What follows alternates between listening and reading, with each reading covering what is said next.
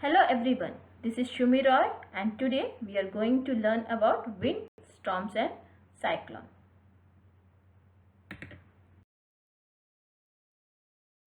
Orissa was hit by cyclone with wind speed of 250 km per hour in 2019. Thousands of people lost their lives. Property worth crores of rupees was destroyed. The cyclones affected agriculture, transport, communication and electricity supply. But what are cyclones? How are they formed and why they are so destructive? In this chapter, we shall seek answer to all these questions. We begin with an activity involving air. This activity will clarify some basic features concerning a cyclone. Before we begin, remember that the moving air is called wind. You know that we are surrounded by a blanket of air. The air has mass and is attracted by the force of gravity. So, does the air not exert pressure? Yes, it does. And the following activity will prove us. Fill half an empty metallic can with water. Heat it until the water boils. Remove the can from the flame and close its lid properly. Place the can under a tap and turn on the tap. As the can cools, it gets crushed.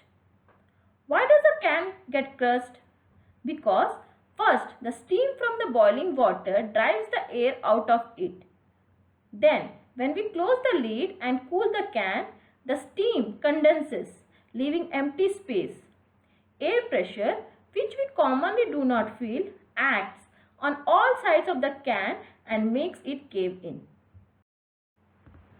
Now, this activity can be related to some of our experience that when we fly a kite, the wind coming from our back helps us.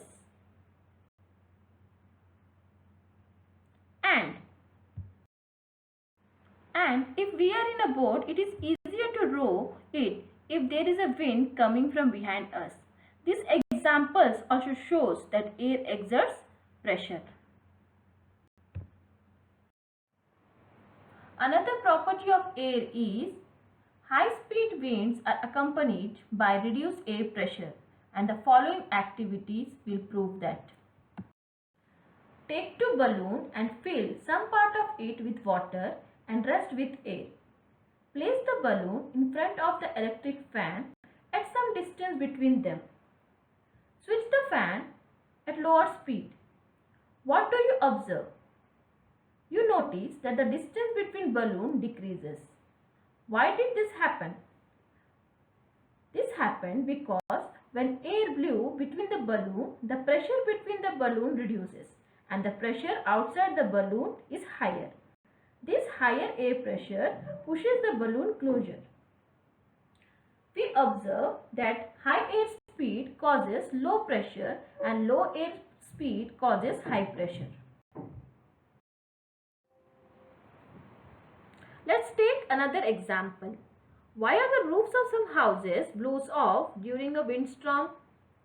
This is because the high wind blowing over the roof creates low pressure. The pressure below the roof is equal to the atmospheric pressure, which is now larger than the pressure above the roof. This makes the roof lifted up and it is blown off with the wind along its direction. Next property is air expands on heating. Take an empty bottle, attach a rubber balloon to its neck as shown in figure. The balloon is deflated now. Place the bottle in a water tub and heat the tub.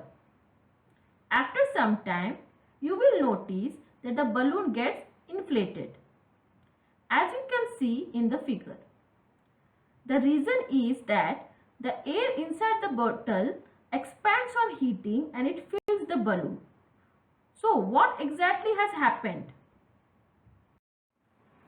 The air molecules expands on heating and contracts on cooling. The hot air molecule occupies more space than cold air molecules. The air inside the hot air balloon will expand and the balloon will swell. Why smoke rises up? It is because when something occupies more space, it becomes lighter. The warm air is therefore lighter than the cold air.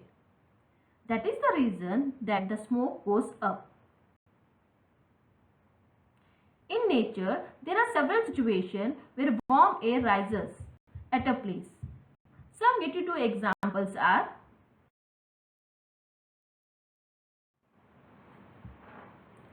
working of hot air balloon,